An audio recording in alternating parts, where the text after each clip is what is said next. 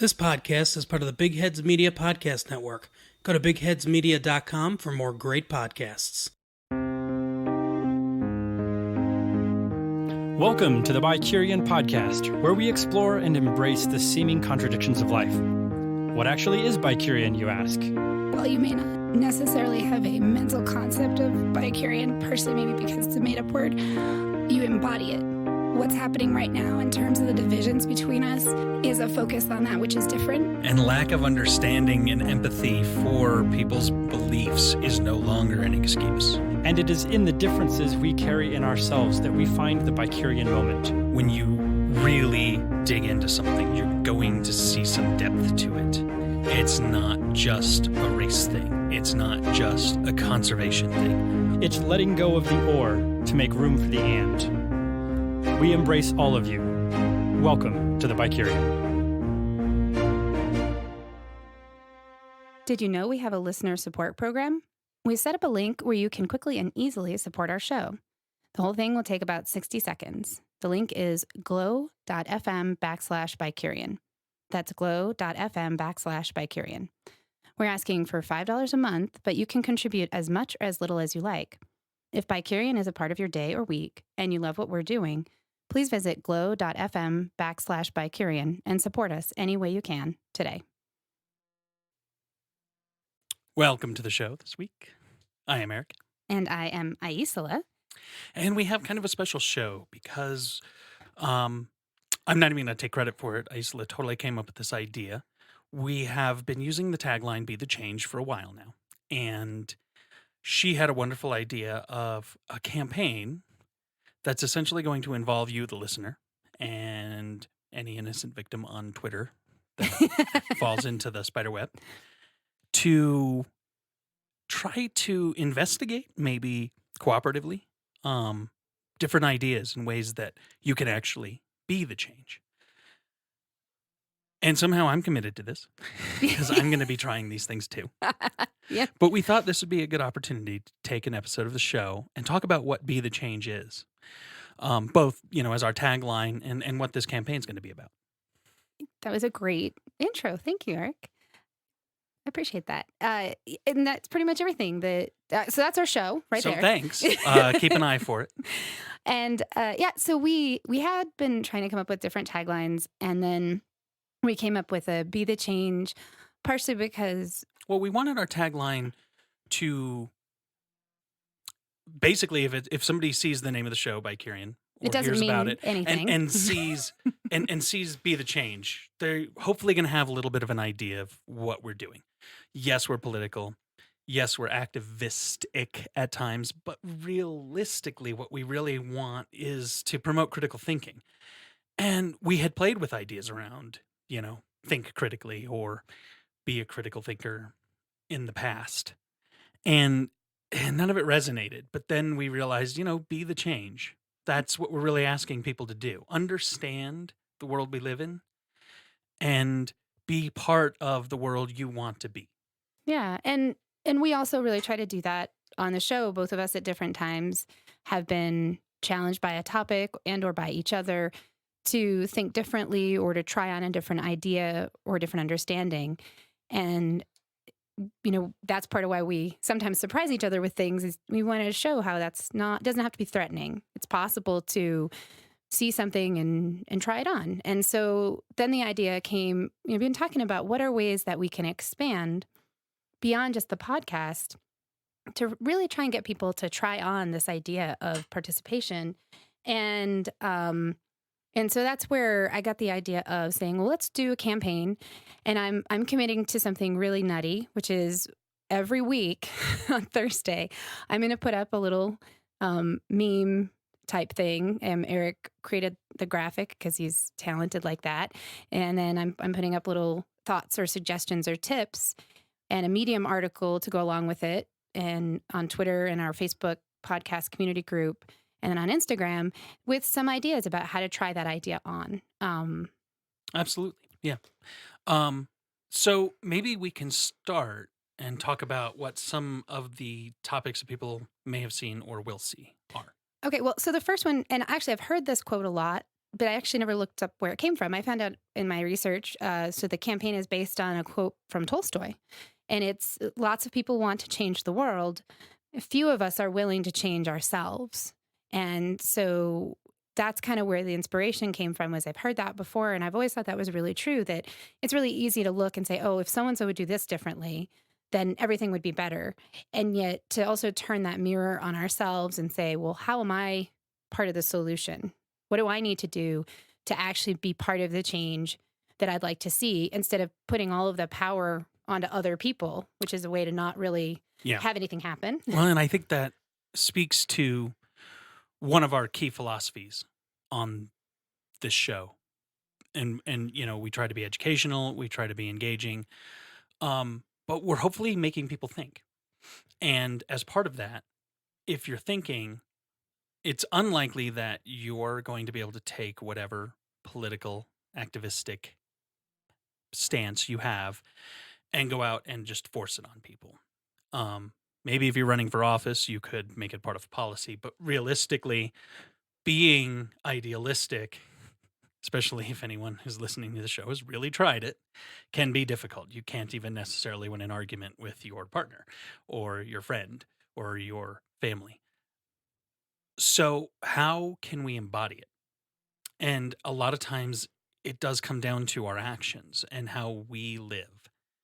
And that's something that I know I personally adopted and Aicila has adopted in a lot of different things is okay, rather than telling people what they should do or what my beliefs are, I'm going to live them.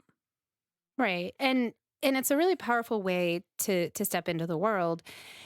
And one of the things that I'm excited about is, I'm in a certain way making this up, in that I'm seeking out different philosophies and thoughts. Obviously, I've asked you for things, and in order to make these 52 suggestions happen.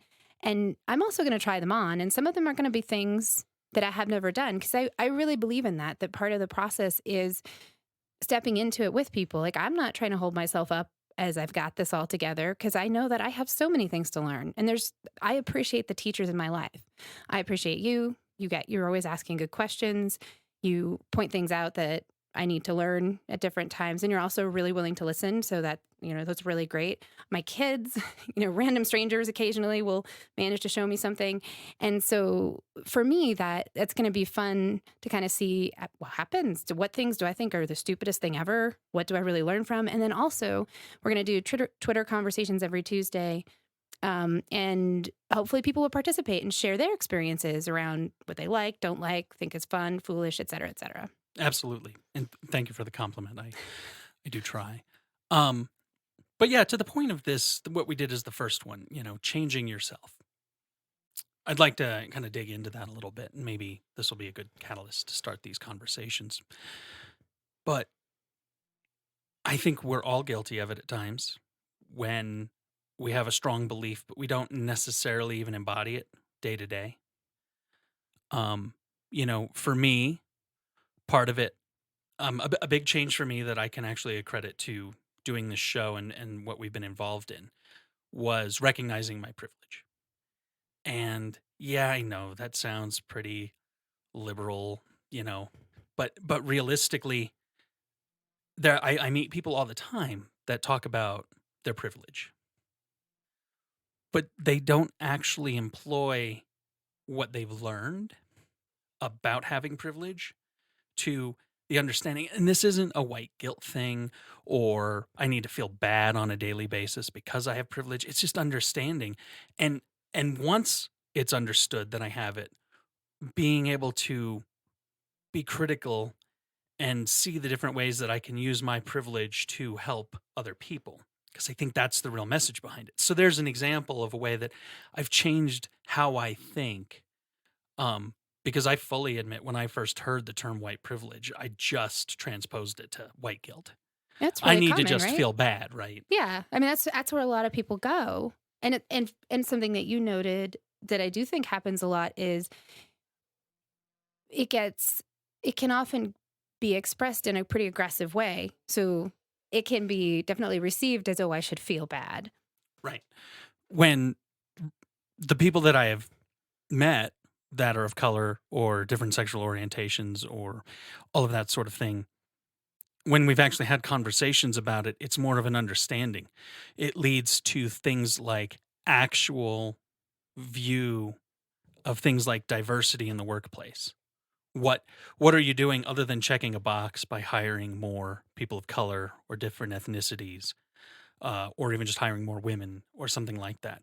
But what can you actually start as a conversation inside your workplace to talk about the diversity that those different people can bring instead of it being about checking a box? Right, exactly. What is the enrichment process? And I think you're right. Like that's a really important acknowledgement that, the guilt doesn't lead you to that kind of proactive, positive engagement. It's usually actually more of a diversion from anything productive. Yeah. So, yeah, no, I appreciate that that when we take something on, we can learn something, even if we take it on. And like I said, it's a week that we're suggesting people try whatever. And one of my friends said, "Well, I'll do it, but I don't know that I'll do it every week." And I'm like, "That's fine. In fact, I want to If hear you when do you it don't half do the it." year Yeah. or 4 times out of the year and get a benefit from it, then we've done what we feel is our job in presenting an opportunity for growth. Yeah. And I'm just genuinely curious to see, we did so I put the first one out. It was zero or zero stakes. It went out in December. So the first one actually goes out on the January 2nd.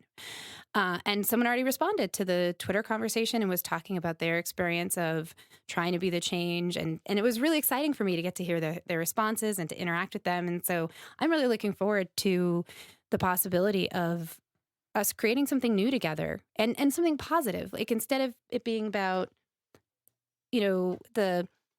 I've seen a lot of things that can be a little bit of a downer, if you will. And it's not that I'm against that. It's just I'm really interested in approaching this from that place of like curiosity and experiment. Like, what happens if you try this? And it's okay if you hate it or you think it's weird or you only do it for a day. Like, I still want to hear about that because to me that's still interesting. Like, let's dig in and just see what we discover together. So speaking of that, one of the things that I thought would be a good opportunity to do on the show was brainstorm and just talk about what some of the other ideas that might come up. And this is where I think the interactivity of our listeners could come in because maybe you hear this and you let us know, oh, I like that idea. Also, you should try this. Or here's something that I learned um, from this other thing that was really cool or whatever. So, part of this isn't about us having some grand plan for every one of these. It can be interactive. Yeah, exactly. How would you, as a listener to the show, view something like Be the Change? What would you say to a friend of yours, and then you can say it to us, and we'll put it out there, was a valuable learning experience for you? So for what are some of the examples of what we might have coming up? So the one that we put out on the second is strong enough to be gentle, and it's a philosophy around identifying sort of the difference between insecurity and unhealthy fear, confidence and fear. And so those times when we can get kind of puffed up and aggressive, the way wild animals do when they feel threatened. That's usually a time when we're trying to look strong, but actually what we are is kind of weak inside and scared, versus those times when we are in a situation where we feel confident and we can be kind of gentle, even in the face of someone maybe being aggressive or scary. And so that's one that I've always found to be a really helpful reminder that when I'm being highly reactive, it's usually because I'm feeling scared or threatened. And when I can step back from that and allow myself to feel more confident, and I can't always, of course, I Right. can respond from a different perspective, and it can diffuse a situation or it can change a conversation that was maybe going in a direction I didn't like Right. and that kind of thing. So that's one. And I put out some tips on Medium with that one as well, and then put it out on Instagram and Twitter and in our little Facebook discussion group. And we'll also send it out on the email list. But we're only doing emails twice a month, so they'll be a little bit more sparse. Right. Or they And might have two in them. or they might yeah, well, they won't get them as frequently. Um, but yeah, so that's one. Another one I'm planning on right now is walk a mile in another's shoes. And Yeah. I like that one. I think empathy is something that Some people are good at, some people are bad at. It's a luck of the draw thing, but a way of critically thinking about how to be empathic is a very valuable skill, especially for diffusing argumentative situations and things like that. Because, as we've covered in many topics on this show, a lot of times we have more in common with the quote unquote enemy than what we think. And one of the ways to make them less adversarial in our communications while we're trying to be activists, while we're trying to educate people on the merits of tolerance and the merits of diversity, or the merits of even just whatever cause we're behind. A lot of times understanding their perspective, it's probably not that they hate you, although it could be. And understanding that could be key. Right. But also just understanding why someone might have a specific motivation is also powerful.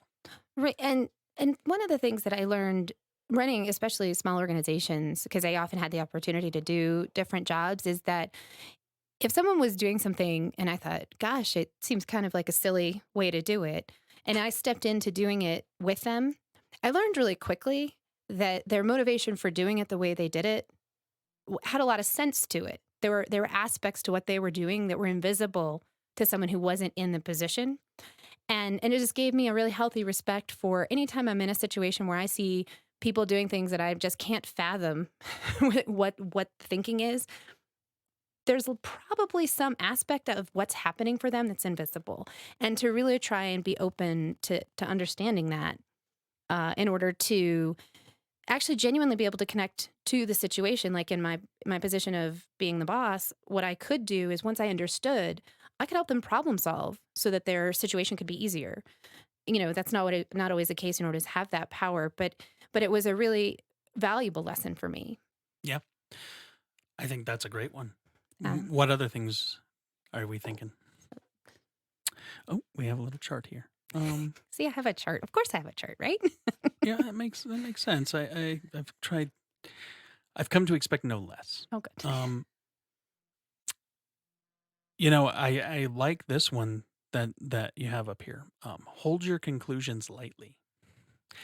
How many times have I been in a conversation with someone and come to the realization that my belief, which was strongly held, is absolutely being challenged by them right now.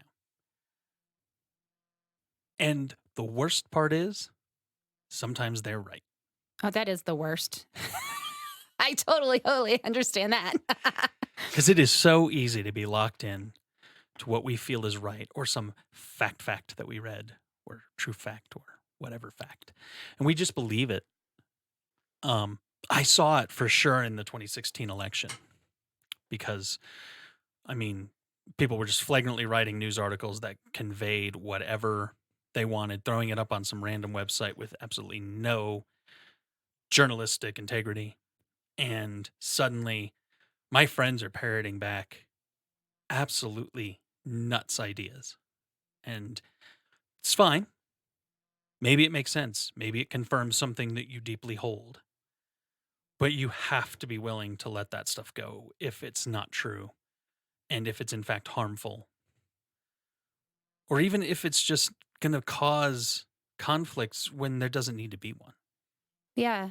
Well, and it reminded me actually of the episode we did, 216 Foxes and Hedgehogs, where they were talking about the importance of open-mindedness and the balance that we need to have between being so changeable. We can't just jump from strong opinion to strong opinion. Like having an open mind isn't being a leaf in the wind to everything that we receive.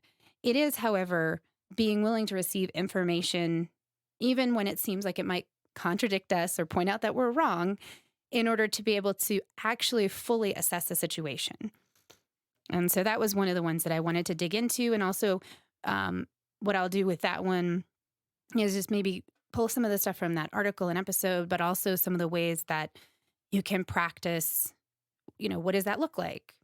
How do I hold my conclusion lightly? Because I feel like that's one of the things too, is there's lots of great ideas out there, but I also want to give people some suggestions, really practical suggestions for ways to try it on. because I think that's more helpful than just like, hey, here's this super esoteric, cool idea. Yeah. Think about it, whatever. Like, it's really about the experience of, how do I see what that is, and how does it feel? Like, does it feel interesting, scary? Yeah. Like, that kind of thing. So, No, I think a lot of these are going to be great. And again, I want to reiterate, this is a conversation. We want to have these as Twitter conversations, but we also want feedback.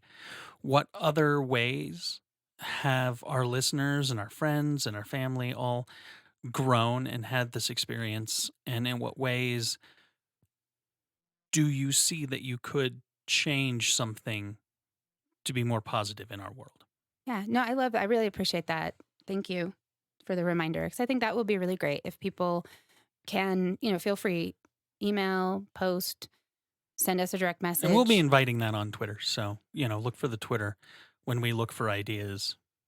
Might even just be simple questions every couple of months, taking a poll from people. What give us a list of your ideas. What ways have you been the change? What ways do you wish you could be better and influence things more, but haven't necessarily found the way to do it? Maybe we'll turn that into a group think where that idea can come to life as part of the community that we're ending up building here with our listeners. I like that. And thank you. And I really hope everybody had a great beginning to 2020. Yeah. Here's to what's hopefully not a terrible new year for everyone. So Gosh, that was a my rousing- bar is really low right now. Sounds like Let's it. all have a happy-ish new year. Okay, thank you. Well, I hope everyone does. Happy-ish New Year. And thank you for listening to the show and being a part of this.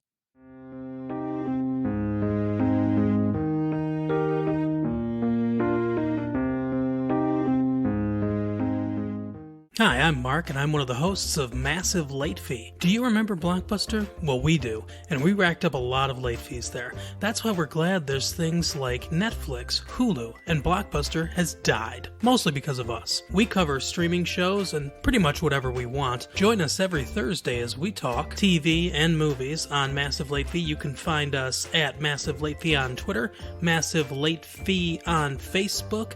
You can email the show at massivelatefee@gmail.com, and you can find us at MySpace, Massive Late Fee. Massive Late Fee, the best podcast we can think of.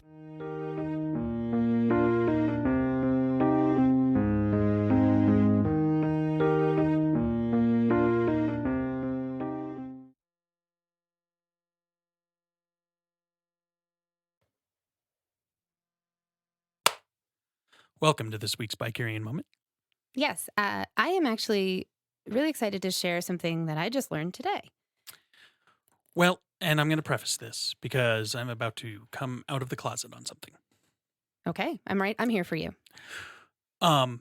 This whole thing kind of came from a conversation we were having because I recently, after reading a news article about a 50-something-year-old guy that had all of these weird quirks and saw an episode of a show, and I cannot remember what it was, but the gist of the story was that he realized he could be on the autism spectrum and had gone his whole life being just neurotypical enough that nobody had really noticed it aside from some quirks. Yeah. And so he did a lot of research, and this is something I read on CNN. I'm sure we can find the story and it'll be posted in the show notes. But the whole premise and the idea of it made me think, because I had had a couple of moments myself where people had been talking about their autistic child and this quirky thing that he did. And I was like, oh, I do that. I wonder. And it turned out after a bunch of research and speaking to some people who were more up on the subject, realized I'm pretty on the spectrum. Not quite Asperger's, but definitely more than the average neurotypical person would be. And it hasn't really affected me in any negative way. I've actually found it fascinating. It's like, wow, I get all of these weird things that I do now. So It seems like it's actually been positive because it's helped you to feel more comfortable. And I don't beat myself up for certain things that I do. And now that I can accept them, I have a lot less internal conflict about certain behaviors that I have that felt like I should just be different than that. And I can accept them, and it's actually easier to work around them. I think in a lot of ways, it's easier for me to socialize in a more neurotypical way because I'm not holding myself up against some of that behavior. So it is a personal growth thing, but that's prompted a lot of conversations that we've had, including the one that we wanted to do as kind of a co-BiCurean moment today. Yeah, and I will add just that my observation is that not just you, most of the people that I know that have some form of being on the spectrum, that the biggest challenge that they face is living in a world that is primarily set up for people who are neurotypical. Like, it's not that being autistic is problematic, it's that being autistic in a highly neurotypical society is challenging. Well, so I'd like to state my personal beliefs for the record on Mhm. this. I do not think I have a problem. I do not think that I have a disease that needs to be cured. The idea that I could have grown up and not been given vaccines by a parent concerned about the chances of me ending up on the spectrum and risked having easily curable diseases, that terrifies me. I think that is awful. I have kind of made it a little bit of a mission to destigmatize autism as being something that needs to be addressed and cured. Now, there are extreme cases. There are people who are very far on the spectrum. They are nonverbal, non-functional in day-to-day life. I totally understand, and that is very extreme. And the reality is the majority of people I know that are on the spectrum are not in any way negatively affected, aside from some of the social things in a world that, as you said, is set up to be neurotypically slanted. Right. And so with the conversation we were having was I had read this article by a gentleman who was autistic who was talking about his journey. And it was one of the first articles that I had read about autism that felt like someone autistic was speaking. And I was noting that Not trying to be neurotypical. not trying to be neurotypical, but also that it wasn't. I realized that I was there were a lot of autistic. There are a lot of articles about autistic people that were either by autistic people trying to speak to the neurotypical brain, or they were by neurotypical people trying to explain autism. And I'm close with a couple of people who are autistic, and it was more a feeling of talking to one of those people reading that article. And I noted that, and I was like, wow, that's interesting to me that that feels really different. And so I had shared with you how I was reading that. I felt like I noted how different it was, that it seemed like actually someone was speaking from that perspective, and it really felt authentic. And you shared with me that not only is it really common for articles about autism to be by not autistic people, but that Autism Speaks, which is one of like the big groups, doesn't even have autistic people involved in the leadership. Yeah. And I was like, what?